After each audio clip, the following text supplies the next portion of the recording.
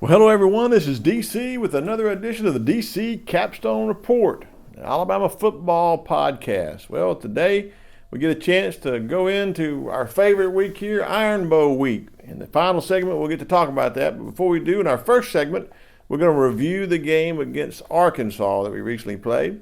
In our second segment, we're going to take a look at our players of the game against Arkansas. And then in our third and final segment, we're going to spend most of our time talking about the upcoming game against those Auburn Tigers across the state. You're listening to the DC Capstone Report. The DC Capstone Report is featured each Tuesday morning on the Martin Houston Show at Tide 100.9. You can listen live at Tide100.9.com. Well, in the first segment, folks, here we are going to review the game against Arkansas. Before we start, let me tell you again, Lance and I really appreciate you tuning in and listening to the podcast. We've gotten some great comments. Those that commented on our YouTube channel and also commented out there on our Facebook page. We really appreciate it.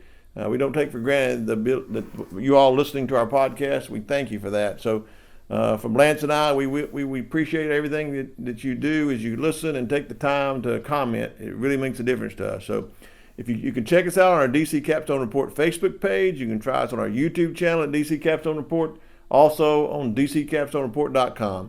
And please go out and check out Lance's other sites, RollTideBama.com and FreelancePictures.com. Well, let's review the game against the Arkansas Razorbacks. Well, I made a prediction of 48-17. I was way off, folks, on the Arkansas team, and I'll explain what I think happened in just a little bit, but we won the game 42-35. 42-35, Alabama gets the victory. But it was a great win for us against a top 25 opponent in Arkansas. Arkansas had a record of 7-3 coming in, had already won some big games against some big name opponents, and we had a chance to beat them there in Bryant-Denny Stadium 42-35. First of all, to look at the win, it was a great win and a great play by our passing offense. Our passing offense had a great day. Just looking at the stats, we had a passing yards of over 559 passing yards. We had for the first time ever, we had two wide receivers with big days in the history of Alabama football. Really, no two wide receivers, and we've had some great receivers, folks, but no two receivers together had a day like Jameson Williams and John Metchie had. Jameson Williams had 8 receptions for 190 yards for 3 touchdowns, and John Metchie had 10 receptions for 173 yards and 1 touchdown. It was just a great overall performance in our passing game.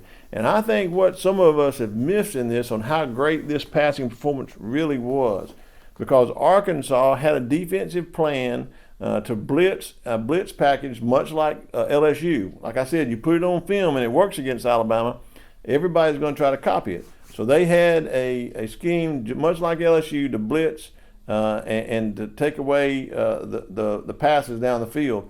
But Alabama made adjustments in the game to take advantage of that and was able to hit in these drop back zone when sometimes they were 15 yards back on the safeties. They was able to hit in that intermediate routes that took for long yards after catch. So I just give I don't think we give enough credit to the offensive minds on this team in the scheming in between games, being able to give us in a position that when we saw that coverage, we could take advantage of it. And boy, did we take advantage of it. Bryce Young throws for 31 times on 40 attempts. He completed 31 passes for 559 yards and 5 touchdowns, really launching him back up into in my opinion, the leading of the Heisman race. But so overall, great offensive production in this game on our pass offense, and we were able to run the ball pretty well. You know, Brian Robinson had 27 carries for 122 yards. He averaged 4.5 yards a carry. So I think that was a fairly good of him in running the ball. And I think we'll see more of that in the upcoming game against Auburn. But I think for the most part on defense, when you say we gave up 35 points, you think, well, we didn't play very good on defense. But I said going into the game that what we needed to do was stop the running game of Arkansas, and they had some good rushes, but no one runner on their team gained more than 42 yards. Their leading rusher had 42 yards, and we held them way under their average. Their stats are way high on running the ball, and we held them to 110 rushing yards in this game. So I think that we really did a good job on our run defense.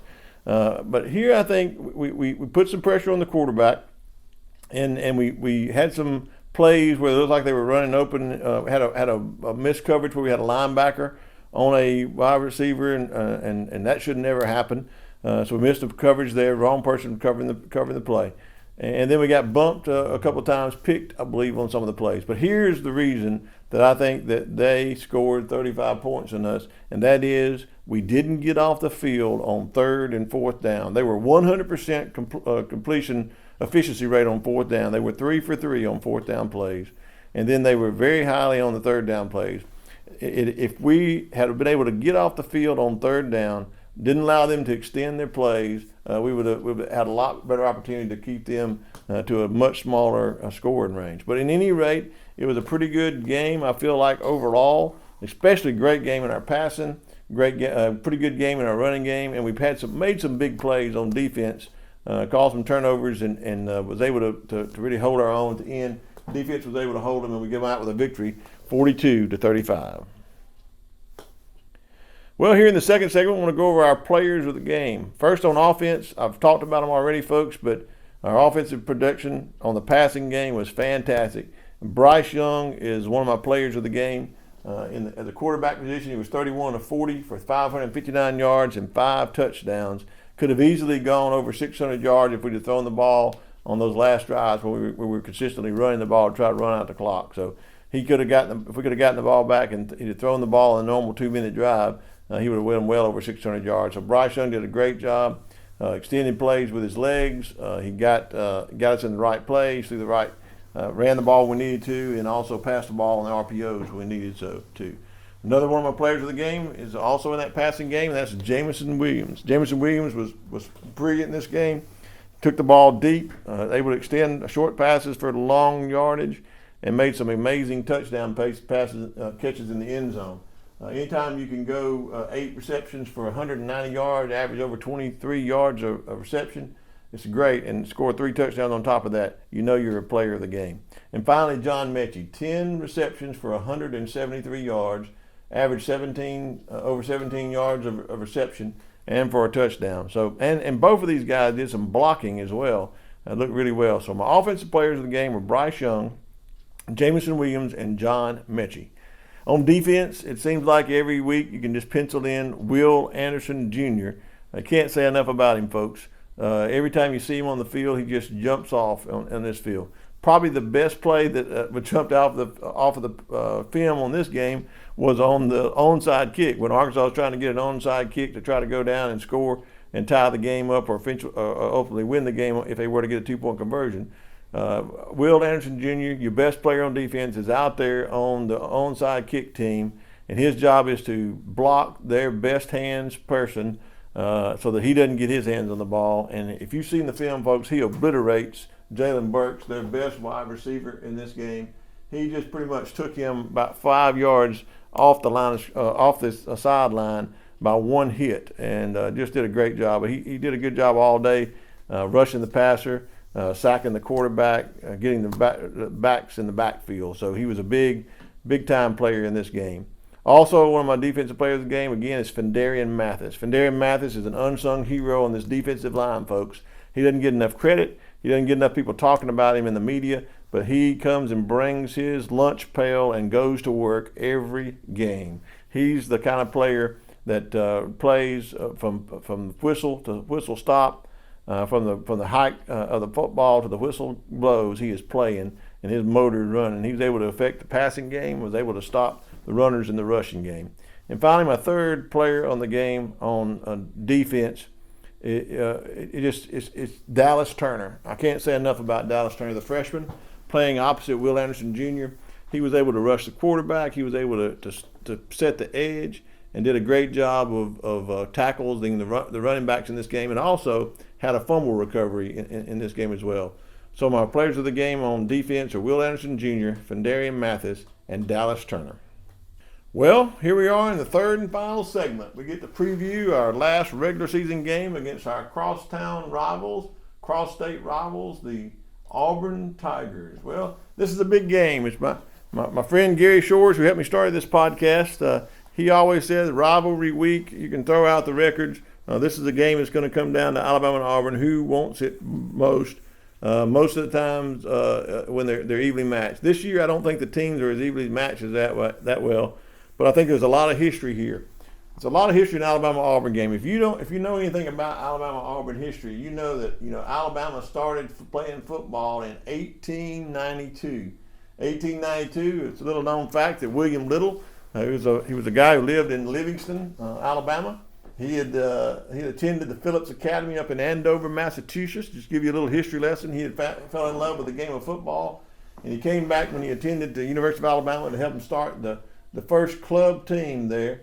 And E.B. Beaumont was the first coach of the Alabama football team, and that football team it goes back to 1892. Well, guess what? The Alabama-Auburn rivalry. Why is it so big? Because it goes back that far as well. 1893 was the first game ever played between Alabama and Auburn. Yes, Alabama and Auburn played in Birmingham, Alabama, at Lakeview Baseball Park in 1893. And guess what? The Auburn Tigers were the better team that year. They came away with a 32-22 victory. Well, they were absent a 41-year hiatus in the middle there. They've been playing tough games, big games ever since. This year, Brian Harsin comes in as the first-year coach of the Auburn Tigers, and he would love nothing better to make his season by beating Alabama on their home turf there at Jordan-Hare Stadium. But Alabama goes in there this time, I think, with a team that is destined to play their best game. They haven't played their best game yet. They played their best passing game of the season last week. So this week, when they had a chance to go into the Auburn Stadium, if they play a sound team, a sound game, I think they have a chance to come out of there with a big victory. So what do we have to do in order for Alabama to come out of Auburn with a big victory? No team can be overlooked. Everybody's talking about Alabama and Georgia now in the SEC championship because we clinched that with the game win over Arkansas. We can't be looking ahead. There needs to be leaders. I think the number one thing that's lacking on this Alabama football team, and I was talking with some of our listeners about this week, talking with Martin Houston, who I get to appear on his radio show every Tuesday morning at Tide 100.9. Martin and I were talking about that we feel like what's is missing, the identity of this team. What's missing? Well, we think it's good leadership. Leadership is what's missing. Absent the alpha dog on defense, Will Anderson Jr., who else is going to step up and be a leader? I think Bryce Young does that on offense. But who else is there on this team? We need some other players. We need people like Brian Robinson on offense to step up. We need John Metchie to step up. And we need some of those linemen to step up. One thing we're missing on the offensive line is that nasty play that Landon Dickerson brought to the team last year that made them all gel together. We need somebody to step on the offensive line and be a mauler, to just get out there and play and maul somebody. We need somebody on the defensive side of the ball to do the same thing. We need to help Will Anderson Jr. We need one of those safeties like Daniel Wright or Jordan Battle, DeMarco Hellum, step up and be the alpha dog out there and play with passion the entire game to make sure we're in the right coverages and make sure that everyone's on the same page. Those are the same things that are lacking. So I feel like in order to go out and play our best game, we need some people to step up on the leadership side and say, hey, we're not going to look ahead to Georgia. We're not going to look ahead to a national championship playoff.